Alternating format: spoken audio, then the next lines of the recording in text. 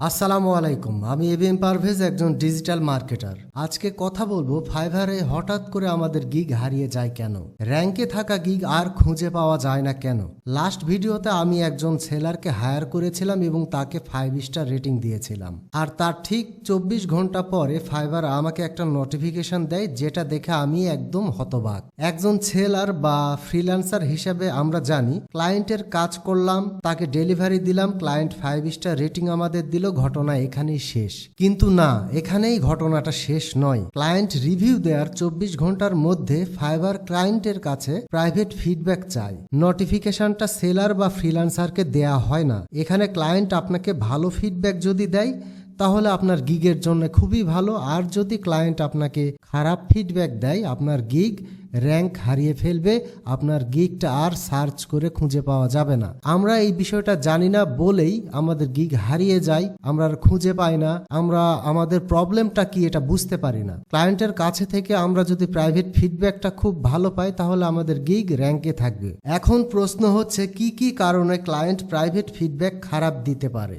Client আমাদেরকে private feedback খারাপ দিতে পারে, এর অনেকগুলো কারণ হতে পারে। তার মধ্যে কয়েকটা কারণ আমি আপনাদেরকে বলছি। যদি ক্লায়েন্ট আপনাকে মেসেজ করে এবং মেসেজে রিপ্লাই করতে আপনি দেরি করেন, এই ক্ষেত্রে ক্লায়েন্ট প্রাইভেট ফিডব্যাক খারাপ দিতে পারে। তাছাড়া ক্লায়েন্টের সঙ্গে বাজেট নিয়ে যদি অনেকক্ষণ আপনার দর কষাকষি হয়, সেক্ষেত্রেও ক্লায়েন্ট আপনাকে খারাপ ফিডব্যাক দিতে পারে। আরও একটা কারণ রয়েছে, আমরা যারা প্রফেশনালি কমিউনিকেট করি না, ক্লায়েন্টদেরকে মেসেজ দিই না, তাদের জন্যও কিন্তু খারাপ ফিডব্যাক আসতে পারে। তাছাড়া যদি আমরা ক্লায়েন্টকে ডেলিভারি দেওয়ার জন্য খুব লেট করে ফেলি, এক্ষেত্রেও ক্লায়েন্ট আমাদেরকে খারাপ ফিডব্যাক দিতে পারে। অনেক সময় দেখা যায় ক্লায়েন্ট আমাদেরকে 5 স্টার রেটিং দিয়েই চলে যাচ্ছে, কিন্তু তার এই খারাপ লাগাটা, এই রাগটা প্রাইভেট ফিডব্যাকে ক্লায়েন্ট আমাদের উপর ঝেড়ে দেয়, এই কারণে আমাদের গিগটা র্যাঙ্ক হারিয়ে ফেলে। গত ভিডিওতে আমি একটা সেলারকে হায়ার করেছিলাম এবং তাকে 5 স্টার রেটিং দিয়েছিলাম।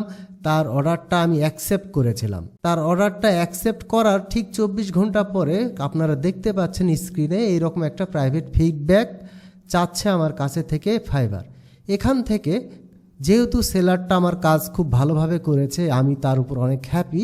এ কারণে আমি প্রথমটা এখানে পারফেক্ট সিলেক্ট করছি, তারপরে এখান থেকে এটা সিলেক্ট করছি এবং এখান থেকে ইয়েস সিলেক্ট করছি। তার কাজে যদি আমি সন্তুষ্ট না হতাম তাহলে এখান থেকে যদি ভেরি পোর, তারপর এখান থেকে নট অ্যাট অল এবং এখান থেকে নো যদি সিলেক্ট করে সাবমিট করে দিই, তার গিগটা কিন্তু র্যাঙ্ক হারিয়ে ফেলবে।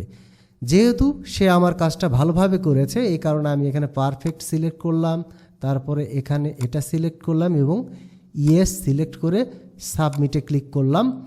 তারপর দেখাচ্ছে এখানে আমি তাকে টিপ দিতে চাচ্ছি কিনা, আমি দিতে চাচ্ছি না, এখান থেকে লেটারে ক্লিক করলাম, দ্যাটস ইট। এইভাবে আসলে প্রাইভেট ফিডব্যাকগুলো ক্লায়েন্ট আমাদেরকে দেয়। আশা করি এই ভিডিও দেখে আপনি বুঝতে পেরেছেন যে ক্লায়েন্টের মেসেজের রিপ্লাই খুব তাড়াতাড়ি দেওয়া খুবই গুরুত্বপূর্ণ। ক্লায়েন্টের সঙ্গে কখনো দাম কষাকষি করার ক্ষেত্রে একটা বাজেট আপনি বললেন, তারপরে আপনার লেখা আছে একটা বাজেট, আপনি চাচ্ছেন আর একটা বাজেট, এই রকম তালবাহানা করবেন না, তাহলে কিন্তু প্রাইভেট ফিডব্যাকটা ক্লায়েন্ট খারাপ দিতে পারে। আর ক্লায়েন্টকে অবশ্যই ডেলিভারিটা খুব তাড়াতাড়ি দেওয়ার চেষ্টা করবেন এবং ক্লায়েন্টের কাজটা একটু বেশি করে দেওয়ার চেষ্টা করবেন। আপনাকে অর্ডার করেছে ক্লায়েন্ট 100টা ডাটার জন্য, আপনি যদি 110টা ডাটা কিংবা 120টা ডাটা অর্থাৎ এক্সট্রা কিছু কাজ করে দেন, তাহলে আমরা প্রাইভেট ফিডব্যাকটা ভালো পেতে পারি ক্লায়েন্টের কাছে থেকে। আমাদের গিগটা র্যাঙ্ক কখনো হারাবে না। আশা করি এই ভিডিওটা আপনাদের অনেক উপকারে আসবে। আমার চ্যানেলটি সাবস্ক্রাইব করে আমার পাশে থাকুন এবং এই ভিডিওতে একটা লাইক করুন। আপনি কোথা থেকে ভিডিওটি দেখছেন কমেন্ট করে জানান।